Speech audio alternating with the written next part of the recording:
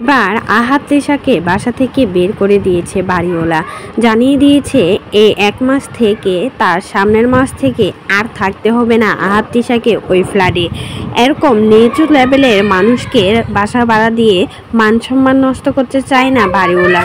সেজন্য আহাদ তিশাকে বাসা থেকেই বের করে দিয়েছে বাড়িওয়ালা। বাড়িওয়ালা আরও জানায় যে নাকি সোশ্যাল মিডিয়াতে এসে এত নাটক করতে পারে, জামাই 5-6টা বিয়ে করতে পারে, সেরকম ফ্যামিলি তো আমরা ভাড়া দিয়ে আমাদের মান সম্মান নষ্ট করতে পারি না।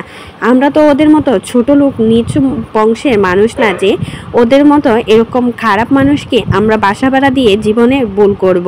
তাই তো লাথি দিয়ে এবার বাসা থেকে বের করে দিল আহাদ তিশাকে, আর জানিয়ে দিল আর যেন কখনো কোনোভাবেই এই বাসাতে থাকার চেষ্টা না করে। এদের জন্য নাকি ওদেরও মান সম্মান হানি হয়েছে, তাই তো লাথি দিয়ে আহাদ তিশাকে বের করে দিল। আহাদের যে চরম ব্যবহার সে দেখেই কিন্তু লাথি দিয়ে বের করে দিয়েছে আহাদ তিশাকে। আর বাসায় সবাই একটা কথাই বলছো যে আমার আম্মুকে কেউ কিছু বলবা না। সবাইরে বলা এটা যে বলবা না, সবাইরে বলা। মানুষ আমার কাছে অল্প অল্প বলছে এখন আর কি, আপাতত এখন আর কি নগদে আমি শুনছি কিছু কিছু কথা যে তিশা নিষেধ করছে এই জন্য বলিনি। অনেক সব বাসার আমার ইভেন আমার যেই আন্টি রান্না করে তাকেও বলা, ইভেন মুক্তাপু যখন ছিল তাকে আমি বলছি যে তুমি কিছু বলবা না, আমার আম্মুকে অ্যাটলিস্ট কিছু বলবা না, আম্মু আমাকে তাহলে কখনোই এখানে রাখবে না, ঠিক আছে? তো আমি চাইনি আমার সংসারটা ভাঙো। দেখো আমি এক জায়গায় 8টা বছর চেষ্টা করছি, ঠিক আছে? কেন চেষ্টা করছি? সংসারটা টিকানোর জন্য, আমার বাচ্চাটার ফিউচারের জন্য। আর এখানেও আমি আলিশার জন্যই আমি চেষ্টা করে গেছি যে হয়তোবা লাস্ট পর্যায়ে তোমাদের ভাইয়া বলবে যে এটা প্র্যাঙ্ক করছে আমার সাথে, কারণ এর আগেও কিন্তু প্র্যাঙ্ক করছে, তখন আমি রাজি ছিলাম না। অরিনকে নিয়ে যখন এর আগেও প্র্যাঙ্ক করছে আমি রাজি ছিলাম না এই প্র্যাঙ্ক ভিডিওতে, যে দেখো বিয়ে নিয়ে এসব প্র্যাঙ্ক আমার ভালো লাগে না। বাট এইবার আমি ভাবছি যে ওরা দুইজন মিলে আমার সাথে প্র্যাঙ্ক করতেছে, কিন্তু না, তারা সত্যি বিয়ে করতো। মানে ভাই, তাহলে আমি আসার পরে যেই মানুষের এত মানুষ লাগে, এত কাউকে লাগে, তাহলে সে কিভাবে আমাকে ভালোবাসে? সে কিভাবে দাবি করে যে সে আমাকে ভালোবাসে? আগেই ছেড়ে দিতা আপু। আমি চেষ্টা করবো না, আমি কেন আগে ছেড়ে দিব? আমি একটা মানুষকে ভালোবেসে বিয়ে করছি, তারপরে তার বউ বাচ্চাকে আমি মেনে নিছি, যেখানে বিয়ের আগে আমি জানতাম না।